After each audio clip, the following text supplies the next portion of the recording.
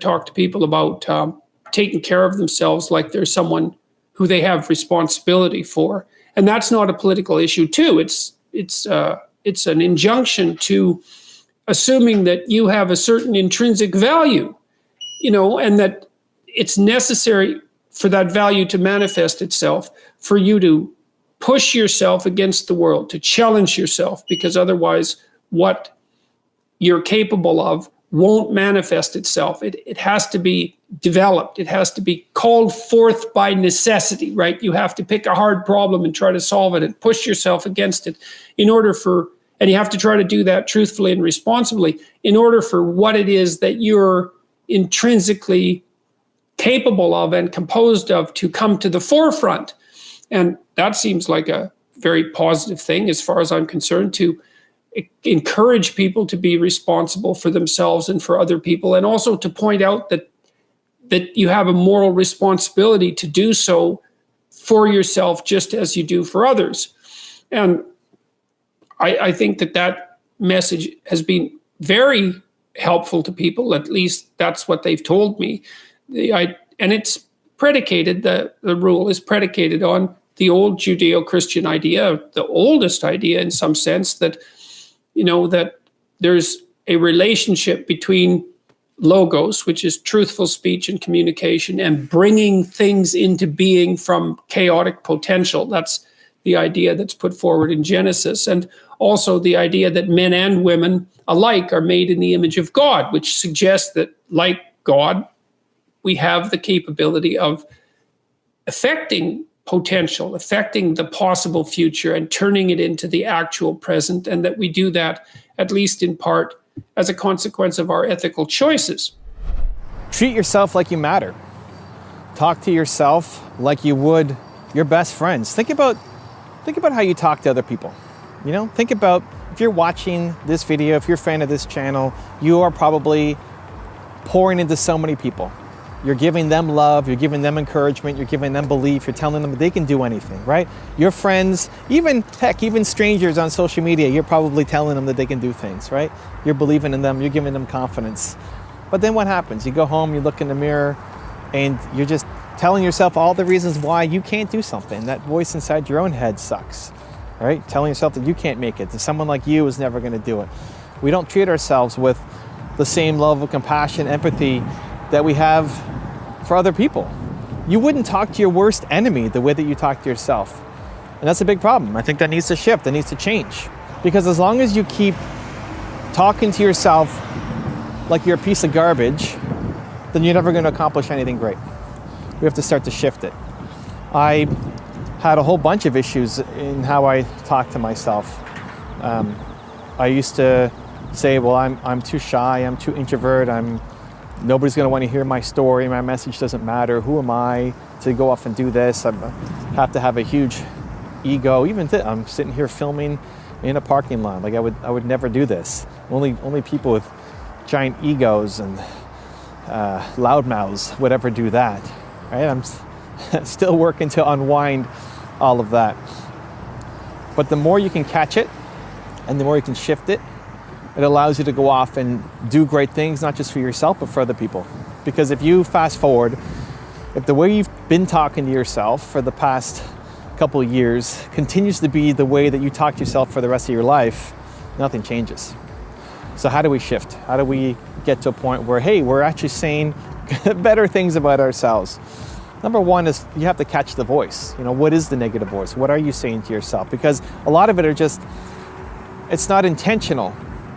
It's these automatic thoughts. It's the subconscious thoughts. You come up with an idea of what you can do and immediately you shut yourself down without even noticing it. It's a default nature. Instantly, boom, no, I can't do that. No, you suck, you can't do that. So what are the negative thoughts that are coming up in your mind? And just trying to catch it. Number two is whatever you want to have more of, you need to create that in your life. You need to create the habits and routines to have more of it in your life. So for me, I want more belief, right? And I go through this whole process of how to figure out your most important core value or your one word. You can pick up your one word or Built to Serve. It'll walk you through it. What do you need more of in your life? I need more belief. And as much as I'm trying to spread that to the world with the videos and everything I make, I also need more of it myself. I need more belief for myself. And so what helps me believe in myself? Well, I try to design a life and an environment to help bring that out more. So everything from the outfit that I wear, I tell myself I'm a superhero going to work. This is my believe uniform, just like Batman puts on his costume. From what my office looks like and the pictures on my wall, I've got my parents on my wall, and looking at them reminds me of the message that my mom would always give me, that I'm Advocate Shirley Carmichael, I can do anything and believe that I can. The videos that I make, the main channel, the top 10 channel, this channel, all the content that I make is designed to help me believe in myself more. That's what helps me come alive. Service, thinking about how what I'm going to do will have an impact on somebody else besides me, helps me have the courage to go off and chase down the goals that I have for myself.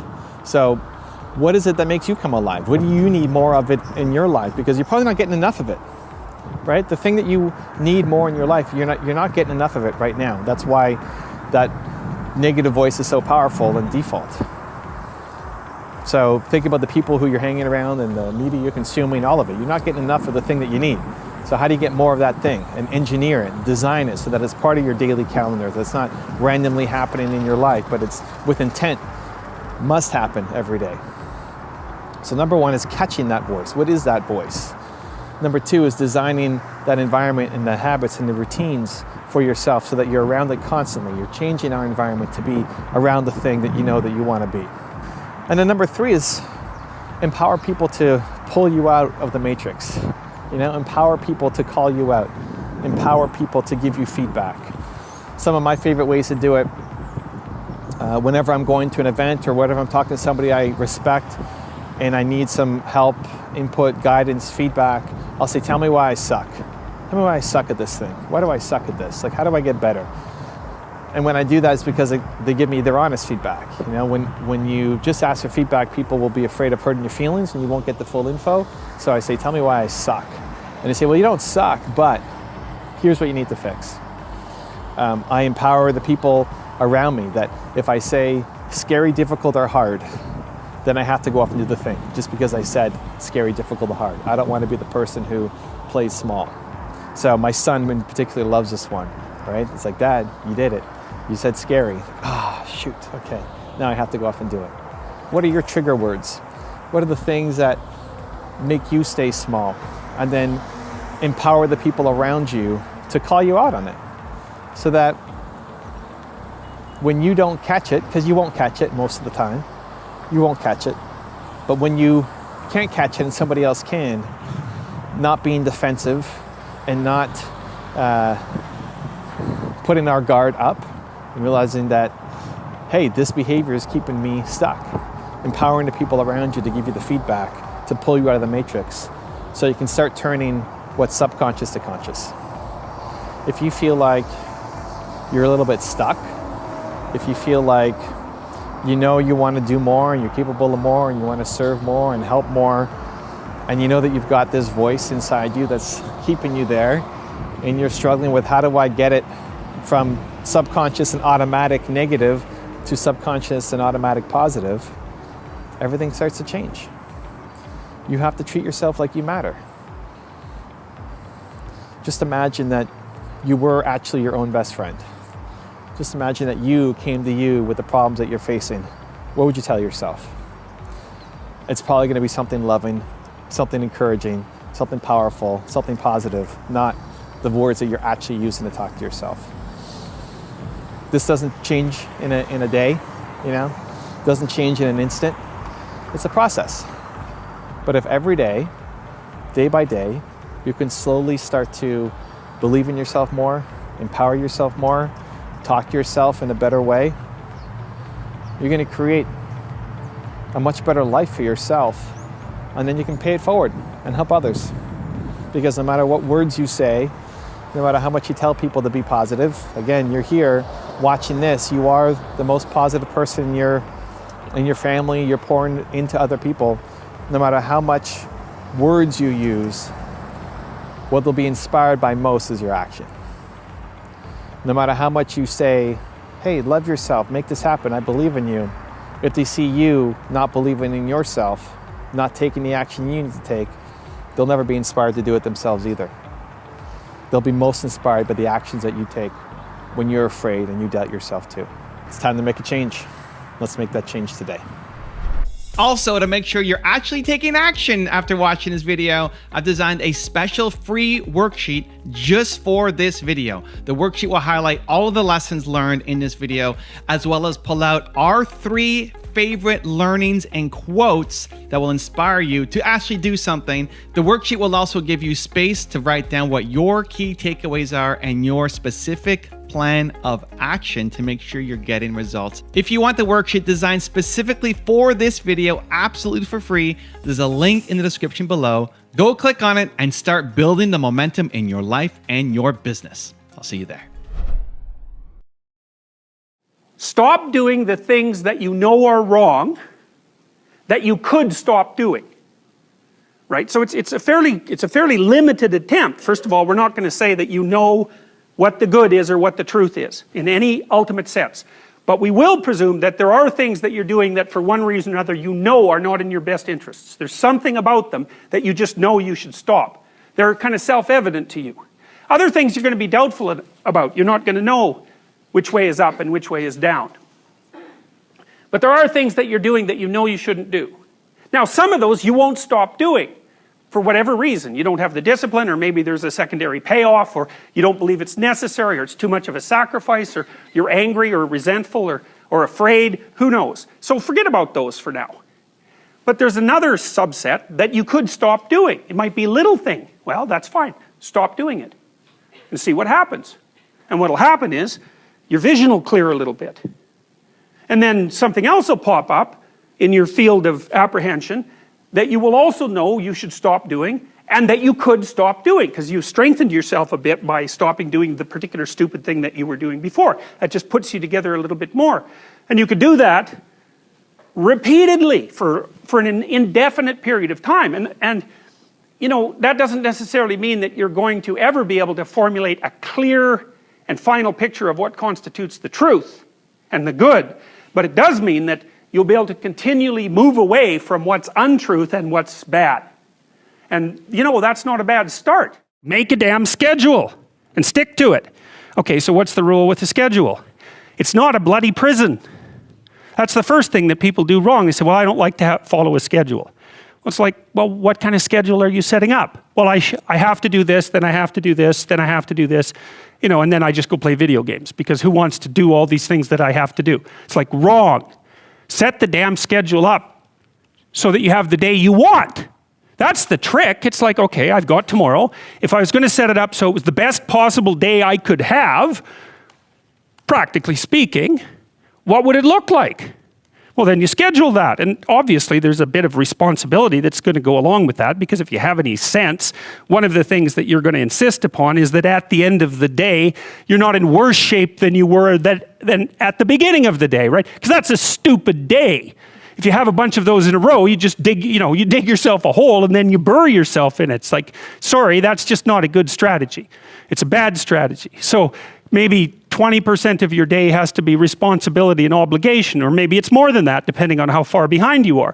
But even that, you can ask yourself, okay, well, I've got these responsibilities. I have to schedule the damn things in. What's the right ratio of responsibility to reward?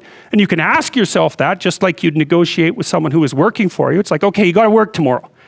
Okay, so I want you to work tomorrow. And you might say, okay, well, what are you going to do for me that makes it likely that I'll work for you? Well, you could ask yourself that, you know. So maybe you do an hour of responsibility and then you play a video game for 15 minutes. I don't know, whatever turns your crank, man. But, you know, you have to negotiate with yourself and not tyrannize yourself.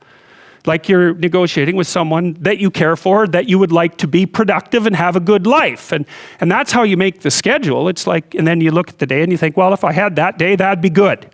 Great. You know, and you're useless and horrible, so you'll probably only hit it with about 70% accuracy, but that beats the hell out of 0, right? And if you hit it even with 50% accuracy, another rule is, well, aim for 51% the next week, or 50.5% for God's sake, or because you're going to hit that position where things start to loop back positively and spiral you upward. And so So that's one way that you can work on your conscientiousness, is plan a life you'd like to have. And you do that partly by referring to social norms. That's more or less rescuing your father from the belly of the whale. But the other way you do that is by having a little conversation with yourself about, as if you don't really know who you are, because you know what you're like. You won't do what you're told. You won't do what you tell yourself to do. You must have noticed that. It's like you're a bad employee and a worse boss. And both of those work, for you.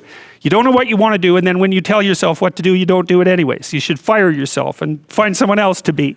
But my point is that you have to understand that you're not your own servant, so to speak. You're someone that you have to negotiate with, and you're someone that you want to present the opportunity of having a good life to. And that's hard for people because they don't like themselves very much. So, they're always like cracking the whip and then procrastinating, and cracking the whip and then procrastinating. And it's like, God, it's so boring, and it's such a pathetic way of spending your time. And you don't have to necessarily have done anything wrong for things to get completely out of control. It's a terrifying doctrine, but it's not a hopeless doctrine, because it still says that there's a way forward, there's a pathway forward. And the pathway forward is to adopt a mode of being that has some nobility, so that you can tolerate yourself and perhaps even have some respect for yourself as someone who's capable of standing up in the face of that terrible vulnerability and suffering. And that the pathway forward, as far as the existentialists are concerned, is certainly by the avoidance of deceit, particularly in language, but also by the adoption of responsibility for the conditions of existence and some attempt on your part to actually rectify them. And the thing that's so interesting about that is, two, as far as I'm concerned, and some of this is from clinical experience. If you take people, and I've told you this, and you expose them voluntarily to things that they are avoiding and are afraid of, that they know they need to overcome in order to meet their goals, their self-defined goals. If you can teach people to stand up in the face of the things they're afraid of, they get stronger. And you don't know what the upper limits to that are, because you might ask yourself, like, if for 10 years, if you didn't avoid doing what you knew you needed to do, by your own definitions, right, within the value structure that you've created, to the degree that you've done that, what would you be like? Well, there are remarkable people who come into the world from time to time, and there are people who do find out over decades-long periods what they could be like if they were who they were, if they spoke their being forward. And they get stronger and stronger and stronger, and we don't know the limits to that. We do not know the limits to that. And so you could say, well, in part, perhaps the reason that you're suffering unbearably can be left at your feet, because you're not everything you could be, and you know it. And of course, that's a terrible thing to admit, and it's a terrible thing to consider, but there's real promise in it, right? Because it means that perhaps there's another way that you could look at the world, and another way that you could act in the world. So what it would reflect back to you would be much better than what it reflects back to you now. My experience is with people that we're probably running at about 51% of our capacity. You can think about this yourselves. I often ask undergraduates how many hours a day you waste, or how many hours a week you waste. And the classic answer is something like 4 to 6 hours a day. Inefficient studying, watching things on YouTube that not only do you not want to watch, that you don't even care about, that make you feel horrible about watching after you're done. That's probably 4 hours right there. You think, well, that's 25 hours a week. It's 100 hours a month. That's 2.5 full work weeks. It's half a year of work weeks per year. And if your time is worth $20 an hour, which is a radical underestimate, it's probably more like 50 if you think about it in terms of deferred wages. If you're wasting 20 hours a week, you're wasting $50,000 a year. And you are doing that right now. And it's because you're young, wasting $50,000 a year is a way bigger catastrophe than it would be for me to waste it, because I'm not going to last nearly as long. And so if your life isn't everything it could be, you could ask yourself, well, what would happen if you just stopped wasting the opportunities that are in front of you? You'd be who knows how much more efficient, 10 times more efficient, 20 times more efficient. That's the Pareto distribution. You have no idea how efficient people get. It's off the charts. Well, and if we all got our act together collectively and stopped making things worse, because that's another thing people do all the time, Not only do they not do what they should to make things better, they actively attempt to make things worse because they're spiteful or resentful or arrogant or deceitful or homicidal or genocidal or all of those things all bundled together in an absolutely pathological package. If people stopped really, really trying just to make things worse, we have no idea how much better they would get just because of that. So there's this weird dynamic that's part of the existential system of ideas between human vulnerability, social judgment, both of which are major causes of suffering, and the failure of individuals to adopt the responsibility that they know they should adopt. Take a bit of a look at yourself and think about what's not so good that you could improve, that you should improve by your own standards, and that you would improve, and set yourself a little goal. Maybe you're not studying at all at your university, or maybe you're at work and you've got this stack of paper there, and you haven't looked at that damn stack for like a month, and you know that you should be, and you're bothering yourself at night because you're avoiding that. It's like maybe think, well, I've avoided that stack of paper completely for 1 month. I'm quite a coward when it comes to whatever snakes might be hidden in that stack of paper. How about tomorrow I just put that stack of paper in front of me on my desk and I glance through it for 15 seconds. See if I can do that. It's like, well, you set yourself a goal of improvement. It's a humble goal because really, are you such a coward that the best that you can bloody well manage after a month of avoidance is 15 seconds of exposure to a stack of paper? It could easily be. You've been avoiding it. So you're obviously afraid of it. And so the situation could be that dismal and dire. And you might think, well, geez, it's no balm to my ego. It's not fostering the strength of my ego to recognize in myself someone who could only withstand 15 seconds of exposure to that thing I'm afraid of. And so that's a form of humility too. It's like, there's things you could do to improve, and you know what they are. And there's small steps that you could take, that you might take, that would put you in that direction. And then the question is, are you big enough to take those small steps? Are you capable of grappling with the fact that you're fundamentally flawed to the point where you have to break things down into almost childlike steps in order to manage them? And the answer to that is, yeah, you are. And that's the lot of, I don't know if it's the lot of everyone. Most people have things they avoid, and they're afraid of. So I would say to some degree, it's the lot of everyone. People vary in the degree to which they've conquered that. And you do meet people from time to time who are extraordinarily disciplined. But most of the time, they've got disciplined in exactly this manner. It's through slow incremental improvement. And then you challenge yourself. It's like, well, could I do this? That would be better. Then you find out. And then you think, well, is there something slightly larger and more challenging that I could do that would be better? And you try it and you find out. And as you try it and you find out, generally you get better at it and you can take on larger and larger challenges. Adopt the mode of authentic being. And that is something like refusing to participate in the lie, in deception in the lie, to orient your speech as much as you can towards the truth. And to take responsibility for your own life and perhaps also for the lives of other people. And there's something about that that's meaningful and responsible and noble, but also serves to mitigate the very suffering that produces, say, the nihilism or the flee into the arms of or the escape into the arms of totalitarians to begin with. You need something to shelter you against your own vulnerability. I started to pay very careful attention to what I was saying.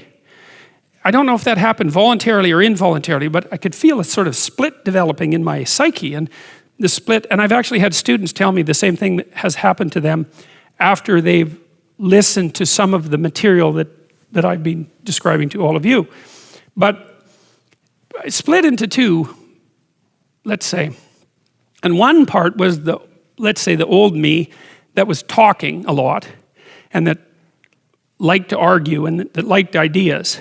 And there was another part that was watching that part, like just with its eyes open and neutrally judging. And the part that was neutrally judging was watching the part that was talking and going, that isn't your idea. You don't really believe that. You don't really know what you're talking about. That isn't true. And I thought, that's really interesting. So now and that was happening to like 95% of what I was saying. And so then I didn't really know what to do. I thought, okay, this is strange. So maybe I've fragmented, and that's just not a good thing at all. I mean, it wasn't like I was hearing voices or anything like that. I mean, it wasn't like that. It was, well, people have multiple parts. So then I had this weird conundrum. It was like, well, which of these two things are me? Is it the part that's listening and saying, no, that's rubbish, that's a lie, you're doing that to impress people, you're just trying to win the argument, Was that me, or was the part that was going about my normal verbal business me? And I didn't know, but I decided I would go with the critic. And then what I tried to do, what I learned to do, I think, was to stop saying things that made me weak. And now I'm still trying to do that, because I'm always feeling when I talk whether or not the words that I'm saying are either making me align or making me come apart.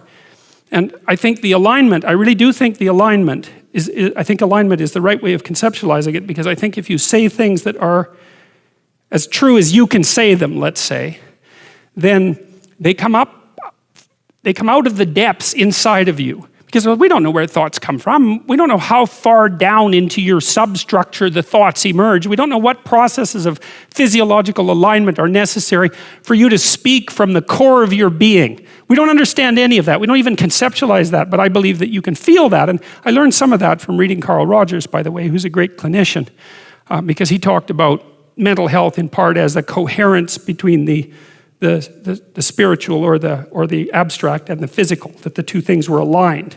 And there's a lot of idea of alignment in psychoanalytic and clinical thinking. But anyways, I decided that I would start practicing not saying things that would make me weak. And what happened was that I had to stop saying almost everything that I was saying. I would say 95% of it. It's a hell of a shock to wake up and this was over a few months, but it's a hell of a shock to wake up and realize that you're mostly dead wood. It's a shock, and you might think, well, do you really want all of that to burn off? It's like, well, there's nothing left but a little husk, 5% of you. It's like, well, if that 5% is solid, then maybe that's exactly what you want to have happen. But you have to be humble and wise enough to understand that you might have to aim pretty damn low, especially in those places where you're not functioning well. And it might be so embarrassing that you can't bring yourself to fathom that that's actually who you are. But, Jung described the fool, the archetypal figure of the trickster and the fool, as the precursor to the savior, to the redeemer. And that's an unbelievable bit of wisdom, because what Jung meant was that to put yourself together, which is to follow the path of redemption, to follow the Redeemer. If the Redeemer is a type of personality that you could, in fact, be inhabited by or manifest, then the first steps towards that is to allow yourself to be a fool, right? It's because you don't know what you're doing. You have to admit that. And there's going to be a loss of ego or destruction of ego, arrogant ego that necessarily accompanies that. But you need the loss of that arrogant ego, because it's precisely what's interfering with your movement forward. It's part of the adversarial process, mythologically speaking, that stops moral progress. You're too proud of who you think you are to notice what you're like so that you could change properly. You don't want to sacrifice that part of yourself. It's probably associated with some delusion that helps you maintain what would you say, a positive, although very fragile self-image, in the absence of genuine effort. The best thing you can do is teach people to write, because there's no difference between that and thinking. And one of the things that just blows me away about universities is that no one ever tells students why they should write something. It's like, well, you have to do this assignment. Well, why are you writing? Well, you need the grade. It's like, no, you need to learn to think. Because thinking makes you act effectively in the world. Thinking makes you win the battles you undertake. And those could be battles for good things. If you can think and speak and write, you are absolutely deadly. Nothing can get in your way. So that's why you learn to write. It's like, and I can't believe that people aren't just told that. It's like, it's the most powerful weapon you can possibly provide someone with. And I mean, I know lots of people who've been staggeringly successful and watched them throughout my life. I mean, those people, you don't want to have an argument with them. They'll just slash you into pieces. And not in a malevolent way. It's like, if you're going to make your point and they're going to make their point, you better have your points organized, because otherwise you are going to look like and be an absolute idiot. You are not going to get anywhere.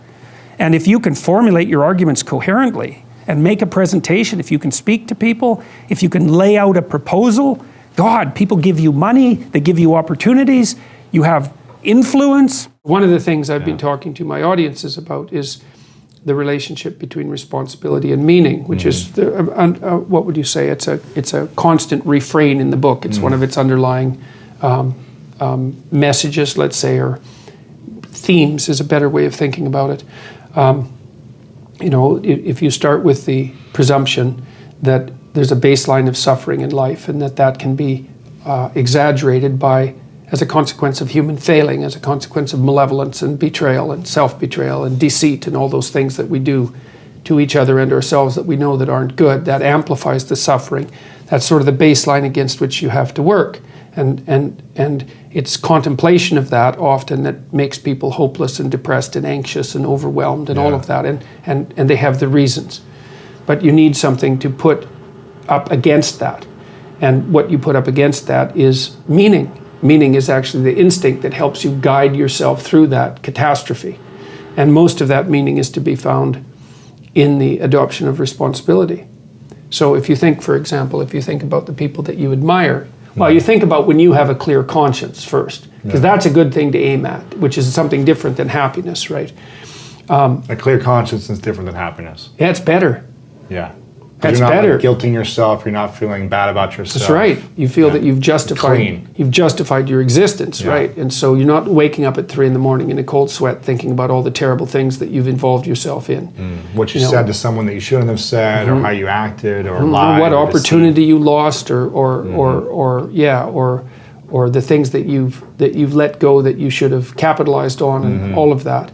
And so, if you think about the times when you're at peace with yourself with regards to how you're conducting yourself in the world, it's almost always conditions under which you've adopted responsibility, right? At least the most guilt I think that you can experience perhaps is the sure knowledge that you're not even taking care of yourself, so that you're leaving that responsibility to other people, because that's pretty pathetic. And unless you're psychopathic and you're living a parasitical life, and that characterizes a very small minority of people, and an even smaller minority think that's justifiable. But most of the time you're in guilt and shame because you're not only are you not taking care of yourself, let's say, so someone else has to, but you're not living up to your full potential. And so there's an existential weight that goes along with that. If you concentrate solely on your career, you can get a long way in your career. And I would say that that's a strategy that a minority of men preferentially do. That's all they do. They work like 70, 80 hours a week. They go flat out on their career. They're staking everything on the small probability of exceptional status in a narrow domain. But it's hard on them. They don't have a life. It's very difficult for them to have a family. They don't know how to take any leisure activity. Like, they get very one-dimensional. Now, it may be that unidimensionality is the price you have to pay to be exceptional at one thing, right? Because if you're going to be something like a genius-level mathematician, and you want to do that or a scientist, say, it's like you're in your lab all the time, you're working 70 hours a week or 80 hours a week, you're smart, you're dedicated, you're unidimensional, and that's how you get to beat all the other people who are doing that. It's the only way. But the problem is you don't get a life. Now, if you love being a scientist and you have that kind of focus of mind, well, first of all, you're a rare person, and second, you're going to pay for it. But fine, more power to you. But it's a risky business to do that. You sacrifice a lot for it. And I would say most often, if you're speaking about having a healthy life, that isn't what you do. You spread yourself out more. So, you know, you have a family, you have some things that you do outside of work that are meaningful to you and useful. You have a network of friends. Well, those 3 things alone, or 4 things alone, are plenty to keep you well oriented. And then if one of those things collapses, you know, everything doesn't go. Now, the price you pay for that is the more you strive to optimize that balance, the less likely you are to be fantastically successful at any single one of them. But you might have a very, you know, if you consider your life as a whole, that might be a winning strategy. If you're harmless, you're not virtuous. You're just harmless. You're like a rabbit.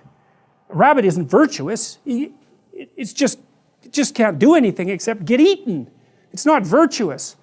If you're a monster and you don't act monstrously, then you're virtuous. But you also have to be a monster. Well, you see this all the time. Harry Potter's like that too. It's like he's flawed, he's hurt, he's got evil in him. He can talk to snakes, man. He breaks rules all the time. All the time. He's not obedient at all. But, you know, he has a good reason for breaking the rules. And if he couldn't break the rules, him and his little clique of rule-breaking, you know, troublemakers, if they didn't break the rules, they wouldn't attain the highest goal. So it's very peculiar, but it's a very, very common mythological notion. You know, the hero has to be a monster, but a controlled monster. Batman is like that, you know. I mean, it's everywhere. It's the story you always hear. When I was 25 or so, I probably weighed about 138 pounds. I smoked like a pack of cigarettes a day.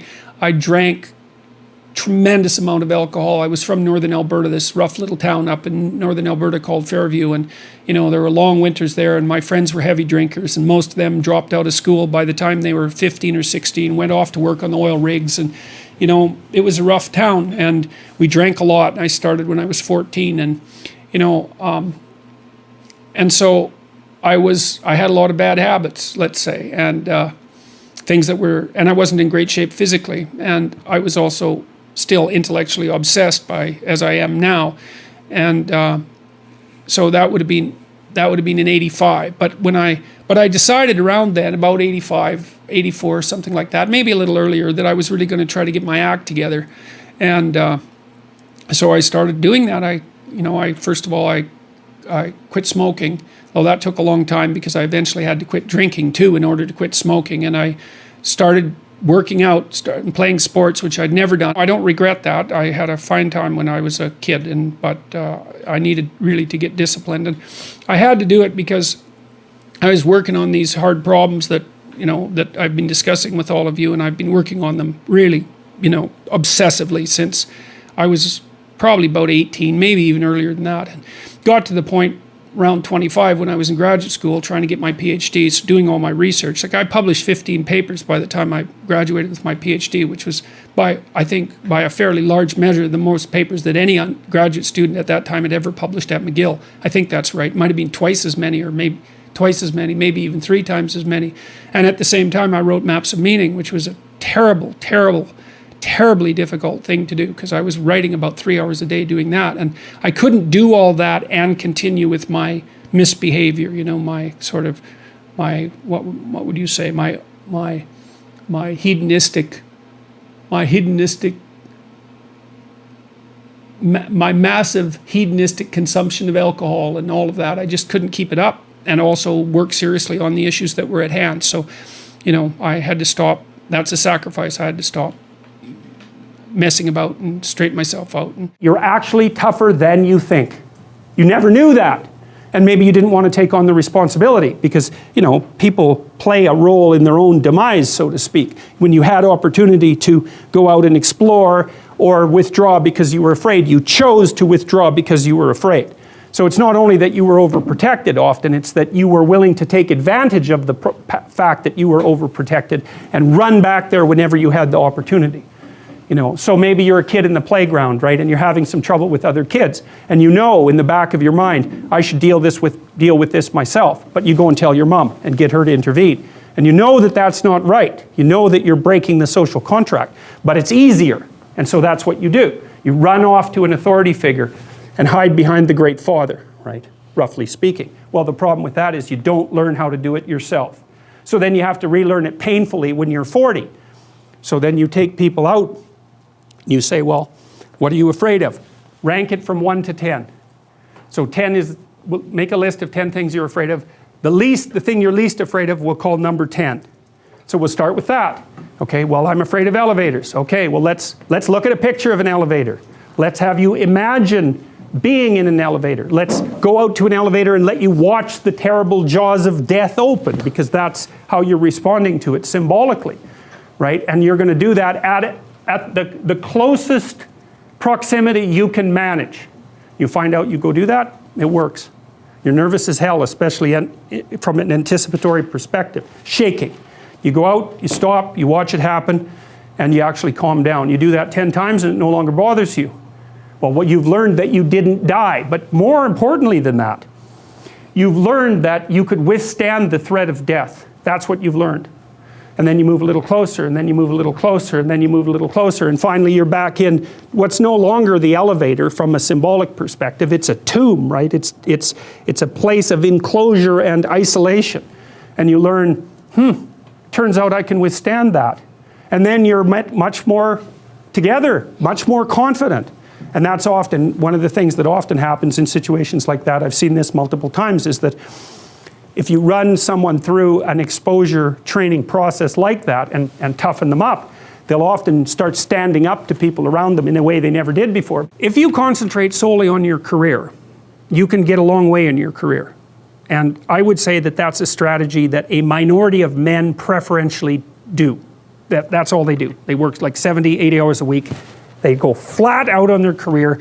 They're staking everything on the small probability of exceptional status in a narrow domain. But it's hard on them. They don't have a life. It's very difficult for them to have a family. They don't know how to take any leisure activity. Like, they get very one-dimensional. Now, it may be that unidimensionality is the price you have to pay to be exceptional at one thing, right? Because if you're going to be something like a genius-level mathematician, and you want to do that or a scientist, say, it's like, you're in your lab all the time, you're working 70 hours a week or 80 hours a week, you're smart, you're dedicated, you're unidimensional, and that's how you get to beat all the other people who are doing that. It's the only way. But the problem is you don't get a life. Now, if you love being a scientist and you have that kind of focus of mind, well, first of all, you're a rare person, and second, you're going to pay for it. But fine, more power to you. But it's a risky business to do that. You sacrifice a lot for it. And I would say most often, if you're speaking about having a healthy life, that isn't what you do. You spread yourself out more. So, you have a family, you have some things that you do outside of work that are meaningful to you and useful. You have a network of friends. Those 3 things alone, or 4 things alone, are plenty to keep you well oriented. And then if one of those things collapses, everything doesn't go. Now, the price you pay for that is the more you strive to optimize that balance, the less likely you are to be fantastically successful at any single one of them. But you might have a very, if you consider your life as a whole, that might be a winning strategy. I had a plumber once, It was the night before we were putting drywall in our house. We were redoing a house, and he had put in all the plastic piping, and I was going to test the joints. They're supposed to be glued together with this pipe glue, right? And I told him I had to test the joints, and he said, well, you don't have to test my joints, they never leak. And I thought, yeah, that's okay. How about if I test them? So I went up on the 3rd floor and filled the pipes with water, capping them in the basement like you're supposed to. And like half an hour later, I had 2 inches of water in the basement. There were 30 leaking joints. And that was the night before the drywallers were supposed to show up. So he wasn't particularly competent. That's the point of that story. But even more so, he had put a bunch of the plastic pipe outside where the drywall would be. So it would have been sticking through the wall. So I spent a frenetic night, sawing through plastic pipe and re-gluing joints so that the drywallers could come in. What's the point? If you're going to be a plumber, man, be a good plumber. Because otherwise all you do is go out there and cause trouble. We don't need people to cause more trouble. We need people to solve problems. And so you can be a tradesman, and you can make a lot of money as a tradesperson. It's a bloody, reliable, honorable, forthright, productive way of making a living. And there is a hell of a lot of difference between a working man who knows what he's doing and one who doesn't, both in terms of skill and ethics, right? And you work with someone who knows what they're doing, it's a bloody pleasure. They tell you what they're going to do, they tell you how much it will cost, they go and do it, it works, and you pay them. Perfect. Everyone's happy. And that's what happens when you have genuine hierarchies of competence. And so you listen to these panderers of egalitarianism and equity, and they fail to recognize completely that there are differences in rank between people. It's not such a terrible thing, man. Maybe you wouldn't be a great lawyer. Like, it's certainly possible. Most people aren't. But that doesn't mean there isn't something you could be great at. There's lots of hierarchies to attempt to climb, and if you fail in one, go try in another. But the point is, you're still trying to aim for the top, and what the hell are you going to do if you don't try to aim for the top? You know, flap about uselessly and whine about your life? It's not helpful. It'll just make you miserable. You're not reliable to anyone. You can't help out in a crisis. It's like, so you tell young people, and this is another message for conservatives, like, I don't care what you're going to do, but go out there and make something of yourself for God's sake. Be an honest person and work and get to the top of whatever it is that you want to get to the top of. You know, and stand up for yourself like a respectable human being and be a bit of a light on the world instead of a blight. You know, and you can tell young people that, and they haven't been told that by anyone now. And so the young men are so hungry for that it's painful to watch. They're so relieved when someone finally comes up and says, hey, you know, you get your act together a bit, discipline yourself, see if you can learn to tell the truth, concentrate on something for a year or two, you could be a bloody world beater. They think, really? That's possible? Wow, that would be interesting. That might make life worth living. It's like, yeah, it might. So why don't you go do it? That's what the damn universities were supposed to be teaching people, and they've forgotten that. I went to Harvard a month and a half. I used to teach there, and I talked to a bunch of students, you know, and I told them, it's not easy to get into Harvard, you know. Like, you're a valedictorian if you're at Harvard. And not only are you a valedictorian, you're way better than most people at least 2 other things, or you don't get in. And so, like, I don't know what the acceptance rate is, like 5%, and believe me, not everybody applies, so it's a very selective school. And so why am I saying that? It's like, these are high quality kids. So I told them what I just told you. It's like, here you are at Harvard, it's like, get yourself educated, man. Read some books, learn to talk, learn to think, make yourself into something. Get the hell out there and make the world that put you here happy that you were put there in that great institution. You know, and they came up to me afterwards and said, God, I wish someone would have told us that when we were in our first year. It's like, Jesus, why didn't someone tell them that? For God's sake, it's supposed to be the greatest university in the world. Is it so difficult to figure that out? We're built for struggle, us human beings. You're not after the bubbles of bliss that Dostoevsky described in Notes from Underground. We're built to contend with the world. We're built to contend with reality. You want a challenge, and the best way that you can take on a challenge, because a challenge fortifies you. So you don't want to be secure, you want to be strong. And you get strong by taking on optimal challenges. And so you lay out your destiny in the world, and you take the slings and arrows of fate, and you make yourself stronger while you're doing so. And you might fail, and fortune might do you in, but it's your best bet. And, you know, people have extracted unbelievable successes out of catastrophic failures. And I'm not saying that in a naive way. I know perfectly well what happens to people. You know, you're doing fine in life, and then you get cancer, and then 6 months later you're dead. And all the heroism in the world isn't going to save you at that point. But that's not the point. That's not the point. Life is bounded by mortality. But that doesn't mean that you don't get out there and contend, and you develop by contending, and you minimize the net amount of suffering in the world. And that's something, man. That's something to do. It isn't merely that your fate depends on whether or not you get your act together and to what degree you decide that you're going to live out your own genuine being. It isn't only your fate. It's the fate of everyone that you're networked with. And so, you know, you think, well, there's 7 billion people in the world. We're going to peak at about 9 billion, by the way, and then it'll decline rapidly. But 7 billion people in the world, and who are you? You're just one little dust mote among that 7 billion. And so it really doesn't matter what you do or don't do, but that's simply not the case. It's the wrong model, because you're at the center of a network. You're a node in a network Of course, that's even more true now that we have social media. You'll know 1,000 people, at least over the course of your life. And they'll know 1,000 people each, and that puts you one person away from 1,000,000, and two persons away from 1,000,000,000. And so that's how you're connected. And the things you do, they're like dropping a stone in a pond. The ripples move outward, and they affect things in ways that you can't fully comprehend. And it means that the things that you do and that you don't do are far more important than you think. And so if you act that way, of course, the terror of realizing that is that it actually starts to matter what you do. And you might say, well, that's better than living a meaningless existence. It's better for it to matter. But I mean, if you really asked yourself, would you be so sure if you had the choice? I can live with no responsibility whatsoever. The price I pay is that nothing matters. Or I can reverse it and everything matters. But I have to take the responsibility that's associated with that.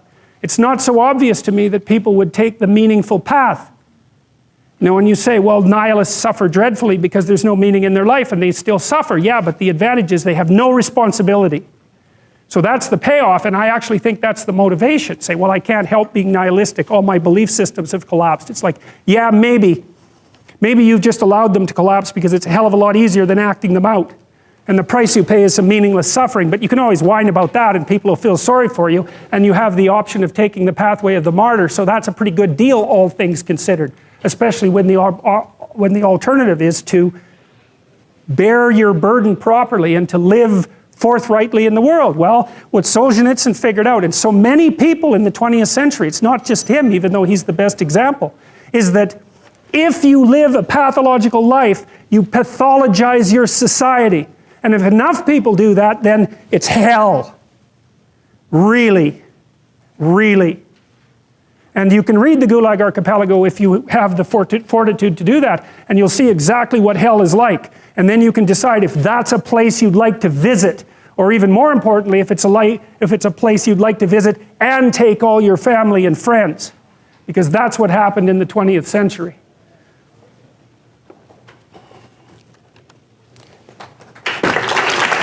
The baboon here, who's supposed to be basically just a fool when the story was first written, he turned into what's essentially a shaman across time. And so he represents the self from the Jungian perspective. Now the self is everything you could be across time. So you imagine that there's you and there's the potential inside you, whatever that is, you know. And potential is an interesting idea because it represents something that isn't yet real, yet we act like it's real. Because people will say to you, you should live up to your potential. And that potential is partly what you could be if you interacted with the world in a manner that would gain you the most information, right? Because you build yourself out of the information in the Piagetian sense. But it's deeper than that too, because we know that if you take yourself and you put yourself in a new environment, new genes turn on in your nervous system. They encode for new proteins. And so you're full of biological potential that won't be realized unless you move yourself around in the world into different challenging circumstances, and that'll turn on different circuits. So it's not merely that you're incorporating information from the outside world in the constructivist sense. It's that by exposing yourself to different environments, you put different physiological demands on yourself all the way down to the genetic level, and that manifests new elements of you. And so one of the things that happens to people, and this is a very common cultural notion, is that you should go on a pilgrimage at some point to somewhere central, and that would be, say, like the Rock in the Pride Rock in The Lion King, because you take yourself out of your dopey little village, and that's just the little bounded you that everyone knows and that isn't very expanded, and then you go somewhere dark and dangerous to the central place, and while you do that, you have adventures and they toughen you and pull more out of you, like partly because you're becoming informed, which means information. It means you're becoming more organized at every level of analysis, but there's also more of you too. You don't tell your kid, here's an impossible thing, why don't you go out and fail? You say, here's something worth going after, here's a step you could take that would push you beyond where you are, but that you also have a reasonably high probability of succeeding at, right? They call that within a time frame. Within some time frame. That's the other thing. You have to parameterize it with regards to time frame. That's right. And that puts you in the zone of proximal development, and that's a concept that was generated by a guy named Vygotsky. He was a Russian developmental psychologist and a smart one. It's where the idea of the zone comes from, to be in the zone. Yes. And when you're in the zone, you're expanding your skills in a manner that's intrinsically rewarding because you're succeeding. And so you want to set, if you're good to yourself, you think, okay, I need to set a goal, but I need to set a goal that someone as stupid and useless as me could probably attain if they put some effort into it. Right. And then you've got it perfectly, because it's not so high that it's grandiose or impossible that you fail necessarily and then justify your bitterness. It's like, well, I could do well, because that happens to people. Happens all the time. Yeah, it's like, See this all the time. you know, it's like, it's, yes, exactly. Well, I set a goal and I didn't attain it, so I'm not going to set any more goals. Right. It's like, no, you set a goal that was inappropriate. For the time frame. Yeah. That's right. You didn't calibrate it properly. Yeah. And you're playing a trick on yourself because you wanted to fail so that you could justify not having to try. So, And being a victim. Yeah. which isn't helpful. You're still going to be a victim. It's like, there's no way out of that, man. So, you know, because life is a challenge that in some sense can't be surmounted. So there's no way out of your problem. But there are certainly proper ways of dealing with it. Yeah. If you configure your life so that what you are genuinely doing is aiming at the highest possible good, then the things that you need to survive and to thrive on a day-to-day basis will deliver themselves to you. That's a hypothesis, and it's not some simple hypothesis, right? Because what it basically says is, if you dare to do the most difficult thing that you can conceptualize, your life will work out better than it will if you do anything else. Well, how are you going to find out if that's true? Well, it's a Kierkegaardian leap of faith. There's no way you're going to find out whether or not that's true unless you do it. So no one can tell you either, because just because it works for someone else, I mean, that's interesting and all that, but it's no proof that it'll work for you. You have to be all in this game. There is no more effective way of operating in the world than to conceptualize the highest good that you can and then strive to attain it. There's no more practical pathway to the kind of success that you could have if you actually knew what success was. The world shifts itself around your aim, because you're a creature that has an aim. You have to have an aim in order to do something. You're an aiming creature. You look at a point and you move towards it. It's built right into you. And so you have an aim. Well, let's say your aim is the highest possible aim. Well, then, so that sets up the world around you. It organizes all of your perceptions. It organizes what you see and you don't see. It organizes your emotions and your motivations.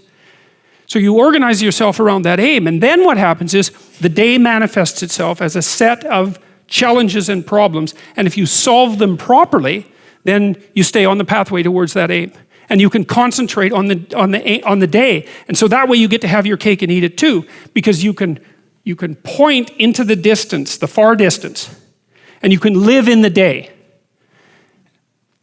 And it seems to me that makes every moment of the day supercharged with meaning. That's how, because if everything that you're doing every day is related to the highest possible aim that you can conceptualize, well, that's the very definition of the meaning that would sustain you in your life. You have to negotiate until you come to the best solution that can be negotiated, which isn't necessarily a perfect solution, but it might be the best one that can be done.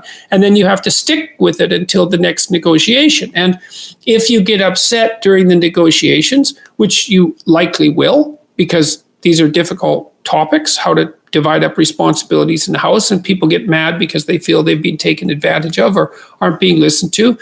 One of the rules was, well, you can leave the discussion, but only until you calm down, and then you have to come back, because these things have to be pushed through. They have to be negotiated through, because the alternative is, well, important things don't get done, or people do them resentfully because they're sort of forced by their own orderliness or their own conscientiousness, or by force, psychological or otherwise, on the part of other people. These things have to be negotiated through.